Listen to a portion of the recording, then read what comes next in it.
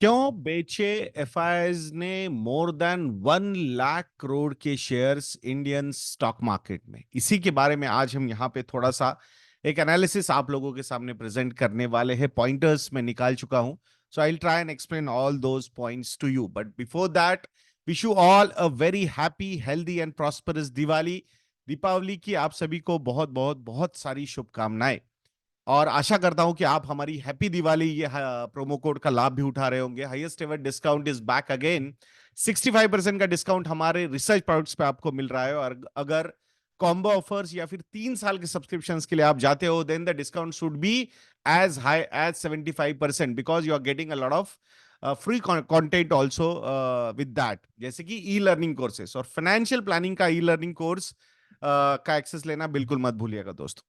अब आइए बात करते हैं रीजंस की, कि क्या है कि मतलब अभी आज का 31 अक्टूबर का अभी तक डेटा सामने नहीं आया है, बट 38 अक्टूबर 2024 यानी कि ये पूरे महीने का अगर आज का दिन छोड़ दे हम, तो 30 अक्टूबर तक का डेटा अवेलेबल है, और उसमें एफआईआईज ने जो सेलिंग की है वो है 1.08 लाख करोड़ रुपीस। सो 1.08 लाख करोड़ रुपीस की सेलिंग फॉरेन इंस्टीट्यूशनल इन्वेस्टर्स की तरफ से ऑलरेडी हो चुकी है।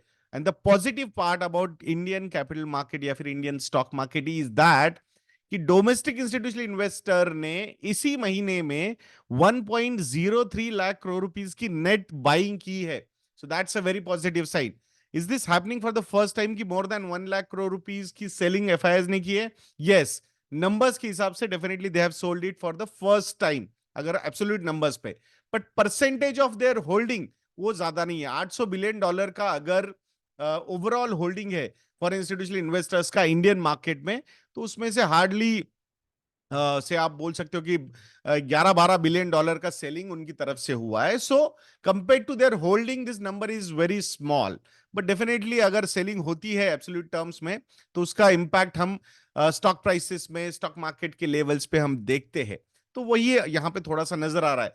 Is this happening for the first time? No. अगर हम अक्टूबर 2021 से लेके जुलाई 2022 तक की बात करते हैं, या जुलाई अगस्त 2022 तक की बात करते हैं, तो उस फेज में 3.9 लाख करोड़ रुपीस की नेट सेलिंग की थी फॉरेन इंस्टीट्यूशनल इन्वेस्टर्स में, जिसमें मार्केट गिरा था अराउंड 17%। सेंसेक्स या निफ्टी की मैं बात कर रहा हूं फ्रॉम द टॉप लेवल। तो डोमेस्टिक फ्लोज जो है वो हमारे मार्केट्स को ज्यादा गिरने नहीं देंगे। ये तो यहां पे हमें समझ में आ रहा है। और ऐसा नहीं कि फॉरेन इंस्टीट्यूशनल इन्वेस्टर्स बहुत ज्यादा सेल करते ही जाएंगे। रीजन हम समझने की थोड़ी सी यहां पे कोशिश करते हैं। पहला रीजन, जो सबसे पहला रीजन एफआईआईज की सेलिंग का हो सकता है, वो है expensive valuations of Indian equities. So before selling started, small caps were trading at around 35 to 40% over their long term average valuations.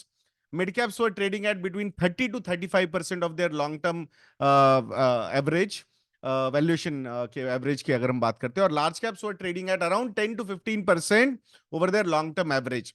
तो वहां से ये ऑलमोस्ट ऑलमोस्ट 7 से 10% तक गिरे हैं ये indices, large cap, mid cap, small cap. तो उस एंगल से large caps have become more and more rational compare to small and mid cap, that's for sure. Small and mid caps are still very much expensive. तो एक अच्छी earning की cycle होना जरूरी है, then the valuations will start looking attractive. तो expensive valuation ये सबसे पहला रीजन है कि मार्केट या मार्केट से फॉरेन इंस्टीट्यूशनल इन्वेस्टर्स ने सेलिंग की है। ये ऑब्वियसली ये एकमात्र रीजन नहीं। आप बोलोगे अरे पहले क्यों नहीं बताया, अभी क्यों बता रहे हो? हम उस चीज को एनालाइज करने की कोशिश कर रहे हैं। वीडियो का टाइटल ही यही है कि 1 लाख करोड़ का क्यों बेचा है उन्होंने। और अगर कोई आपको बोल रहा है मुझे पता था ये 1 लाख करोड़ बेचने वाले, तो याद रखिएगा कि वो आप भगवान से मिल चुके हो फिर, because nobody can predict क्या एग्जैक्टली क्या होने वाला है। बट जब चीजें हो जाती है तो उसके बाद हम एनालिसिस कर सकते हैं, एंड अल्टीमेटली एनालिसिस से कोई इन्वेस्टमेंट डिसीजन अफेक्ट नहीं होने चाहिए हमारे। अगर आप लॉन्ग टर्म इन्वेस्टिंग कर रहे हो, लॉन्ग टर्म फाइनेंशियल गोल्स के एंगल से इन्वेस्टमेंट्स कर रहे हो, तो I don't think you should be worried about that. बहुत सारे महाभाग आते हैं और कमेंट करते हैं, अरे गुरुजी पहले बोलना था ना, अभी क्या बोल रहे हो? ये तो कोई भी बोल सकता है। आई थिंक जो हमें लॉन्ग थोड़ा लंबे समय से फॉलो कर रहे हैं, तो आई थिंक दे नो कि क्या हमारा थॉट प्रोसेस है और उसके पीछे के रीजंस क्या है हम जब बताते हैं। तो प्लीज अगर कोई महाभाग हमें ट्रोल करते हैं कमेंट में, तो प्लीज आप हमारे जो सपोर्टर्स है, तो please come and support us on that front. At least tell them कि हमारा थॉट प्रोसेस क्या है। नेक्स्ट रीजन जो एफआईआईस की सेलिंग हुई है यहाँ पे जैसे लग रहा है, वो है चाइनीज स्टिमुलस मेजर्स। तो चाइना ने 1.4 ट्रिलियन डॉलर का एक्स्ट्रा डेट अनाउंस किया है in next few years, that is around 2 to 3 years में वो इतना डेट बढ़ाने वाले। सो उसका रीजन क्या है? एक तो sluggishness in economy, property prices नीचे जाना, ओवरऑल मतलब डिमांड कम होना, ये सारे फैक्टर्स वहां पे प्ले आउट हो रहे थे। तो ये सारी चीजों को सपोर्ट करने के लिए चाइना ने एक स्टिमुलस पैकेज यहाँ पे इंट्रोड्यूस किया है to boost the confidence, to boost the spending. तो उस एंगल से तो ये एक रीजन था कि एक तो डर्ट चीप वैल्यूएशन पे चाइनीज इक्विटी ट्रेड हो रही है, तो उसके कंपैरिजन में other emerging markets were trading at quite higher valuation. Specifically अगर इंडियन मार्केट्स की हम बात करते हैं तो ओवर वैल्यूएशन या फिर too much of premium valuation in India vis-a-vis dirt cheap valuations in China and then Chinese stimulus package coming out। तो ये भी एक रीजन है कि यहाँ पे आउटफ्लो देखा गया है। और ऑलरेडी हमने जब देखा था कि इमर्जिंग मार्केट इंडेक्स में चाइना वर्सेस इंडिया, तो इंडिया पे बहुत ज्यादा इंस्टीट्यूशनल इन्वेस्टर्स ओवरवेट थे और चाइना पे अंडरवेट, तो वहां पे कहीं ना कहीं न्यूट्रलिटी आती हुई लग रही है। I was listening to one of the interviews कि जहां पे इन्वेस्टर्स वर टॉकिंग, तो उसमें वही बात हो रही थी कि अराउंड $15 बिलियन का ओवरवेट एलोकेशन इंडिया की तरफ आया, and that's what is coming down, ऐसा बोला गया है, जिसमें से $11-12 बिलियन ऑलरेडी निकल चुका है। अब देखते हैं यही वो एग्जैक्ट रीजन है क्या है, ये तो समय बताएगा, बट डेफिनेटली आई थिंक कहीं ना कहीं वो न्यूट्रलिटी वापस आ रही है इन दी ओवरवेट एलोकेशन। तो वहां पे अगर न्यूट्रल वेट भी रहता है इंडिया का, तो उस एंगल से भी आने वाले समय में काफी अच्छे फ्लोज दिख सकते हैं। ऑलरेडी हमने पहले आज के सुबह की वीडियो में मैंने बोला था कि 1.3 ट्रिलियन डॉलर का फ्लो फॉलो करता है या फंड्स फॉलो करते हैं, यूएम फॉलो करता है to MSCI emerging market index, जिसमें इंडिया का वेटेज मोर देन 19% है।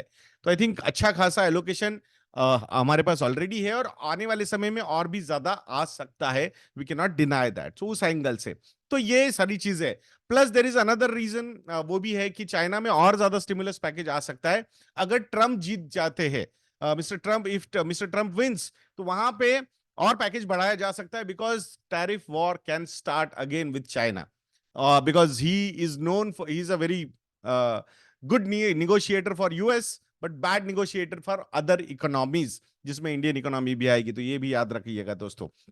सो चाइनीज स्टिमुलस पैकेज के और ज्यादा एक्सपेक्टेशन की वजह से भी Chinese equities are doing well. So vis-a-vis हमारा बहुत ज्यादा आउट परफॉर्मेंस, उनका बहुत ज्यादा अंडर परफॉर्मेंस, ये भी एक अट्रैक्टिवनेस चाइनीज मार्केट का बढ़ा रहा था। सो ये कोई लॉन्ग टर्म ट्रेंड नहीं हो सकता, बट शॉर्ट टर्म में we can not deny this trend happening. Third reason for selling Indian equities is bad Q2 results. So, revenue growth higher single digit में around 7-8%. Profit growth is middle single digit, that is 4-5%. And margins are contracting. Operating margins are contracting. Higher interest rate होना, lower revenue के numbers, ये सारे factors are actually playing out on the results. तो ये चीजें है। Plus ये भी एक बहुत बड़ा रीजन है, एक तो फर्स्ट हाफ ऑफ FY25 में इलेक्शंस देखे हमने, इलेक्शन देखे, मॉनसून बहुत ज्यादा था, इरेटिक था, कहीं बहुत ज्यादा कहीं बहुत कम, तो ये सारे फैक्टर्स थे। तो उस वजह से जो गवर्नमेंट की स्पेंडिंग है वो कहीं ना कहीं जितना होना चाहिए था उतनी नहीं हुई। तो वही नंबर्स की अगर हम बात करते हैं तो गवर्नमेंट का जो कैपिटल कैपेक्स का टारगेट है अराउंड 11.1 लाख करोड़ रुपीस का, उसमें से मात्र 37.3% ही अभी तक हुआ है in first half of this financial year FY25। 37.3%। Last year same समय तक ये 49% था, जो भी FY24 का टारगेट था उसके कंपैरिजन में 49% कैपेक्स हो चुका था। तो वो भी एक रीजन है कि गवर्नमेंट की कैपिटल एक्सपेंडिचर जो है वहां पे थोड़ा सा स्लो डाउन हुआ है। दूसरा, अब ऑब्वियसली स्पेंडिंग कम हुई है तो फिस्कल डेफिसिट का भी जो नंबर है अभी जो आया है फर्स्ट हाफ का FY25 का, so that number is 4.75 lakh crore rupees. So ये 39% ऑफ द टारगेट, मतलब सॉरी, जो ओवरऑल टारगेट है पूरे साल का उसके 29.4% है ये फिजिकल डेफिसिट। मतलब गवर्नमेंट ने स्पेंडिंग ही कम की है, that's why physical deficit is less. आप बोलोगे यार अच्छी बात है ना, फिजिकल डेफिसिट कम है तो ये अच्छी बात होनी चाहिए। नहीं, जब गवर्नमेंट स्पेंड कर रहा है तो जो स्पेंडिंग के प्लान है उसी हिसाब से सारी चीजें होनी चाहिए। लास्ट ईयर फर्स्ट हाफ में जो फिजिकल डेफिसिट था फर्स्ट हाफ में, वो था 39% of the total physical deficit target. तो उसके कंपैरिजन में ये कम होना बहुत सारे इकोनॉमिक्स के एंगल से अच्छा लगेगा, बट ओवरऑल ग्रोथ के एंगल से this is not a positive sign. So obviously government ने कम स्पेंडिंग की है, तो उसका इंपैक्ट जो है वो ओवरऑल रेवेन्यू ग्रोथ पे, प्रॉफिट्स पे, ग्रोथ पे, वो सारी जगह पे हो रहा है। So we can not deny that. So वो भी एक रीजन है कि खराब Q2 रिजल्ट्स, और उसकी वजह से भी इक्विटी पे प्रेशर देखा जा रहा है। तीसरा जो है, obviously this is link to US election, वो है कि uncertainty about US election is actually helping, और हेल्पिंग नहीं बोल सकते, is actually causing the US yields to go up. So US की यील्ड्स ऊपर जा रही है। 1 सितंबर को 3.78% की 10 ईयर जिसे यील्ड थी यूएस की। उसके बाद जब ये रेट कट्स वगैरह एग्रेसिव वगैरह जो हुई, तो उसी का नतीजा था वो। बट अभी जो चीजें हो रही है उसमें ये एक्सपेक्टेशंस बिल्ड हो रही है कि शायद अगर ट्रम्प जीत जाते हैं तो वहां पे थोड़ा सा स्पेंडिंग एग्रेसिव हो सकता है, और नेक्स्ट 4 सालों में यूएस का जो डेट है वो $7 ट्रिलियन से बढ़ सकता है। $7 ट्रिलियन। सो ऑब्वियसली और डेट बढ़ जाएगा तो प्रेशर वगैरह रहेगा, and that's why yields are going up. Plus जो ग्रोथ के नंबर से, वैसे ये नंबर अभी आया है, कल जो नंबर आया है यूएस के जीडीपी ग्रोथ का Q3 of this calendar year, that is till October का, जो नंबर आया है वो फ्लैश जो जीडीपी नंबर इन्होंने दिया है वो है 2.8% का। फेडरल रिजर्व का टारगेट है, non inflationary growth target is 1.8%। सो उसके कंपैरिजन में ऑलमोस्ट 1% तक ऊपर आ चुका है। दो द इकोनॉमिस्ट ने 2% से 3.5% की रेंज बताई थी, उसके बीच में ही आया है ये, but still it is more than expectation. So obviously अगर ग्रोथ अच्छी लग रही है तो रेट कट क्यों करेंगे? रेट कट कब होता है कि भाई इन्फ्यूज करना है, हमें क्या इन्फ्यूज करना है, हमें कॉन्फिडेंस इन्फ्यूज करना है, हमें स्पेंडिंग लाना है, तो उसके लिए रेट कट करते हैं। बट ऑलरेडी जीडीपी ग्रोथ बढ़िया दिख रहा है, तो फिर rate cut, aggressive rate cut का कोई सीन ही नहीं बन रहा है यहाँ पे। तो ये सारे factors are actually playing out, और higher US yield is actually not positive for any equity. So emerging equity specifically are getting more trouble. अब यहां मुझे एक चीज लगती है कि US elections is going to be a very big thing, because अगर यूएस में फेडरल डोनाल्ड ट्रंप जीत जाते हैं तो उस केस में डिप्लोमेटिक रिलेशंस के लिए इंडिया के लिए बहुत पॉजिटिव हो सकता है, बट इकोनॉमिक रिलेशंस वहां पे ट्रबल हो सकता है। He is a very tough negotiator, so that can have an impact on our export, specifically IT exports वगैरह की बात कर रहे हैं हम, तो वहां थोड़ा सा प्रॉब्लम हो सकता है। So tariffs he will bring.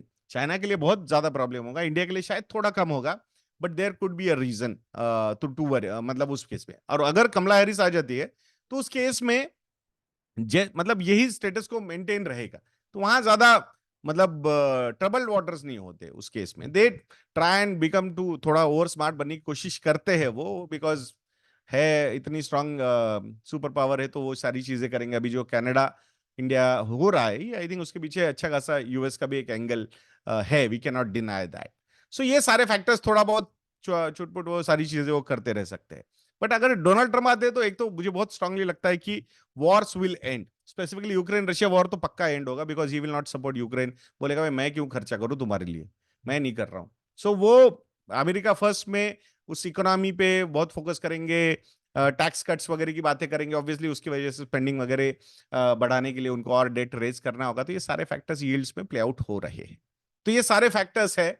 So please focus on your long term financial planning. ये सारे इवेंट्स होते रहेंगे, this is not the first time these things are happening. हमने ऑलरेडी अक्टूबर 2021 से लेकर जुलाई 2022 तक ऑलमोस्ट 4 लाख करोड़ रुपए की सेलिंग देखी हुई है। So don't worry about that, our markets can absorb that. We have 24,000 crore rupees of domestic institutional investors SIP book, mutual fund की SIP book है हमारे पास एवरी मंथ 24,500 crore rupees की, प्लस EPFO से भी almost 55,000 crore rupees yearly आता है Indian markets में। एक अच्छी खासी कमिटमेंट हमारे पास है। नेट एसआईपी इनफ्लो ऑफ 12 से 15,000 करोड़ रुपए भी महीने का पकड़ते हैं हम। सो 1.5 to 1.8 लाख करोड़ रुपीज का वो फ्लो है, 55,000 करोड़ रुपीज का ईपीएफओ का फ्लो है, तो अच्छा खासा ऑफसेट कर सकते हैं हम एफआई सेलिंग को। So don't worry about that. So please focus on your financial planning, these hiccups will come. ये अगर मार्केट कंसोलिडेशन फॉलिंग मार्केट रहते हैं तो continue your SIPs, that is the best way to follow your financial planning. आप आपके financial goals achieve कर दोगे, ये बेस्ट टाइम्स रहेंगे आपके लिए acquire more units. But do not try and time the market, lump sum निकालता हूँ, ये करता हूँ, ऐसा करूंगा वैसा करूंगा, कुछ नहीं। Just follow your SIP discipline, systematic investing discipline, और कुछ नहीं करना है आपको। और जब आप हमारे मॉडल पोर्टफोलियोज को सब्सक्राइब करोगे तो उनको फुल मॉडल पोर्टफोलियो को फॉलो कीजिएगा पूरे, नॉट कि अरे उसमें से ये स्टॉक लेता हूं वो स्टॉक लेता हूं, that is not a right thing.